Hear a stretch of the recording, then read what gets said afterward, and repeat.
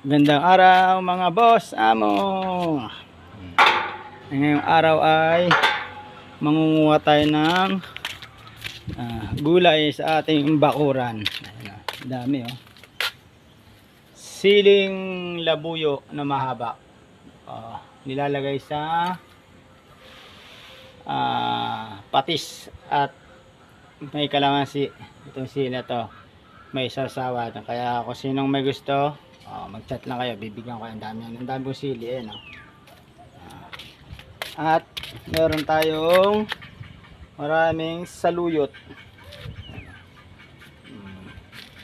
At meron din tayong siling haba. Ano yata ito? Bell pepper. Ayan o.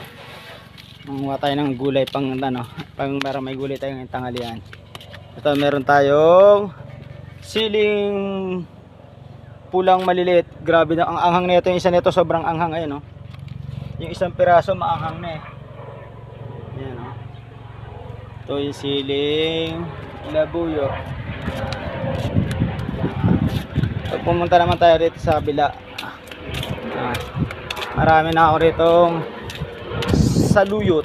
Ayun, kabila puro tanglad oh. Dito meron tayong kamoting kahoy.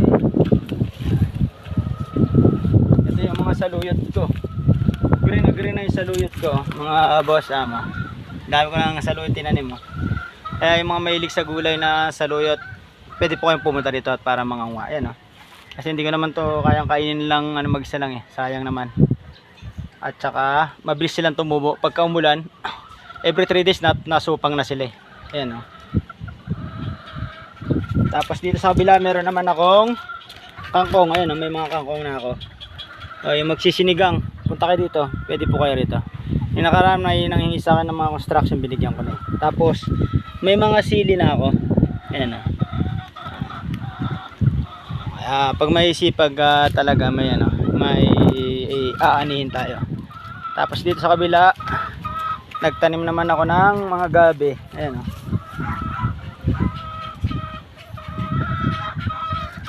Kaya kung sinong may gustong maglaing, punta lang rin dito. Hindi na kayo bibili sa palengking mahal. Ito yung mga saba ko. Mamumunga na yung saba ko. Ayan, mamumunga na yung saba ko. Tambayan ko yan dito tuwing umaga. Dito lang yan. Dito lang yan sa paligid-ligid ay puno na ng linga. Ito. Yung sa umaga